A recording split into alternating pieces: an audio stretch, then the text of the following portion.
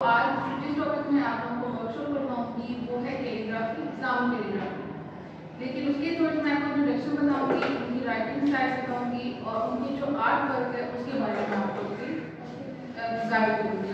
Introduction आपको थोड़ा सा बता देती हूँ कि ये है क्या इसका। कैलीग्राफी एक ऐसा आर्ट है जो इस्लाम में सबसे अहम खूबसूरती समझा जाता है।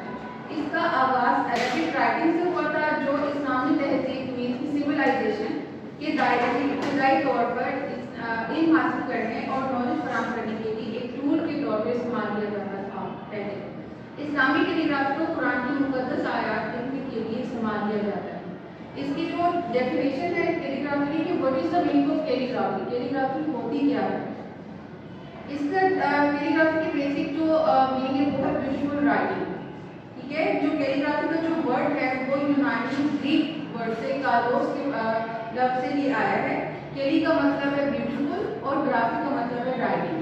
ठीक है, और जब इसका ताल्लुक इस्लाम से होता है तो ये अरबी राइटिंग को खूबसूरती से लिखना आर्ट की तरफ ले जाता है। इसकी बहुत सारे राइटिंग स्टाइल हैं, बहुत सारे खत हैं, लेकिन हम लोग कोशिश करेंगे जो आज के टाइम पे बहुत ज़्यादा लिखे हैं वो 3 खत हैं, खत दीवानी और खत नज़्म। खत खूफी को 7वीं सदी के आसपास जहाँ खलीफा उस्मान की अफान के हुक्म से कुरान पाक को कॉपी करने के लिए इस्तेमाल किया जाता था और आज भी 5-7 सदियों से कुरान पाक को कॉपी करने के लिए इस्तेमाल किया जाता है। ये राइटिंग आज भी इस चीज़ को इस्तेमाल में लाया जा रहा है आज भी इस राइटिंग को। और ये राइटिंग स्टाइल जो है ये 7वीं सदी में इराक से आया था।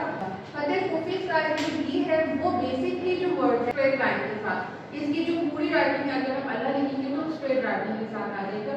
खत दीवानी जो ये तुर्की में सल्तनत उस्मानी के दौर में 1500 साल में ये दीवानी खत तैयार की गई थी, क्योंकि ये उस्मानी दीवान में इस्तेमाल किया जाता था और ये सुल्तान के महल के राजों में से एक था।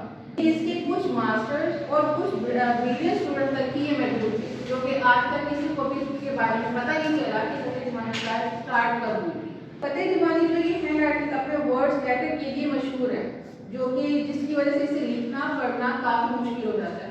क्योंकि अगर मैं अल्लाह लिखती, ठीक है, कल जो आपने लिखा था अल्लाह वो स्ट्रेट था, ठीक है, अगर मैं उसी कोई अल्लाह की नहीं कोई अगर मैं उसे खत दीवानी स्टाइल में लिखूंगी तो अभी मैं सिर्फ आपको सिंपल से बता रही हूँ कि ये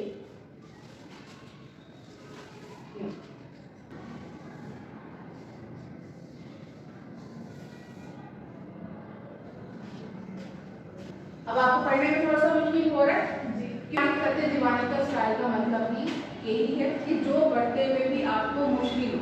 आज हम लोग थर्ड जो राइटिंग स्टाइल पढ़ेंगे ना, जो फेमस है, जो आज के टाइम पे भी वैसे तो तीनों फेमस हैं, एक तो थर्ड वाली है, ये वो वाली राइटिंग स्टाइल है जो आप किसी भी बुक के ऊपर देख सकते हो। जैसे सामने किसी भी बुक में पहला वर्ड लिखा हुआ है लिखा हुआ है वो खत नज़्म। अब जैसे ये वाला कटा हुआ मार्कर जो मैंने इसको यूज किया है, इसकी जब आप इसकी लाइन देखोगे ना तो ये थोड़ी सी टेढ़ी, जैसे डबल पेंसिल के साथ हम लोग लिखते हैं वैसे ही इसी तरह का एक मार्कर होता है। आपको जब कुछ पूछे कि सार्वजनिक कौन है, अब मैं आपके बारे में बताती हूँ कि ये एक बहुत बड़े शख्सियत है, ठीक है, जो कैलीग्राफी और पेंटिंग से मशहूर थे। पेंटिंग भी करते थे और कैलीग्राफी भी करते थे।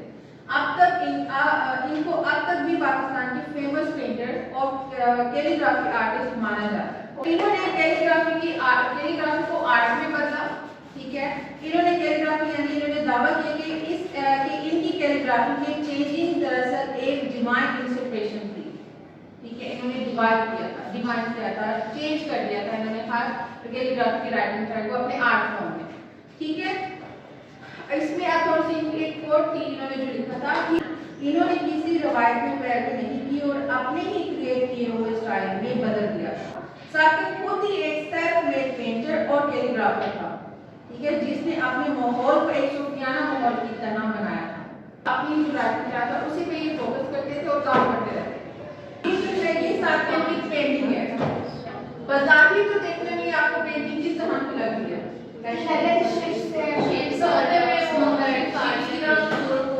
इस पेंटिंग में साथिया ने कश्तियों की एक सीरीज पर अरेंज यानी कि तरतीब दिया है, जो कुरान में अक्सर हिफाजत और सलामती की अलामत है। 3 कश्तियों ये जो साथ साथ है इस पेंटिंग में दिखाया है, ठीक है। इसमें लिखा है याद रखने वाले कुरान का नाम, जो सवाल है, ठीक है। अजीब शान कुरान के नाम कलम के नाम पर, और जो भी कुछ लिखता है, ठीक है। हर एक कश्ती के आगे सवाल का बना काफ नून लिखा है ना। इसमें कुरान की 5 सूरतों की शुरू में लिखने वाले लफ्ज को देखकर इन्होंने साकियान के उसके लिखा था, लेकिन इसमें जो वर्ड लिखा है ना वह कुरान मजीद काफ में, और इसमें नून में कलम इन्होंने कलम को भी बनाया है। आपने सादिकैन का नाम तो देखा, सादिकैन, आपने गौर किया कि जो ये तीनों वर्ड हैं स्वाद काफ नून, ये इन्हीं के ही नाम से जुड़ा हुआ है। साद स्वाद कैन काफ नून, नाम के साथ तो उन्होंने लिखा, ये उनकी थिंकिंग थी, ठीक है। ये उन्होंने सोचा, उन्होंने अपने काम करते वक्त उन्होंने ये राइटिंग स्टाइल है ना, बेसिकली ये खते उसमें जो लोहे कुरान है ये उनके वर्ड्स हैं, ये इनकी खुद क्रिएट की हुई राइटिंग स्टाइल।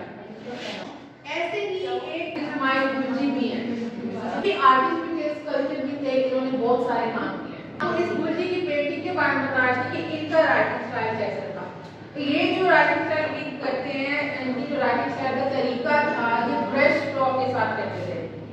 वो एक ही पैलेट में डिफरेंट कलर्स को निकाल के एक ही ब्रश के साथ वो कलर लगाते थे डिफरेंट, फिर ब्रश कैनवस के ऊपर एक ही दफा ऐसे पेंट करते थे। ये इनका राइटिंग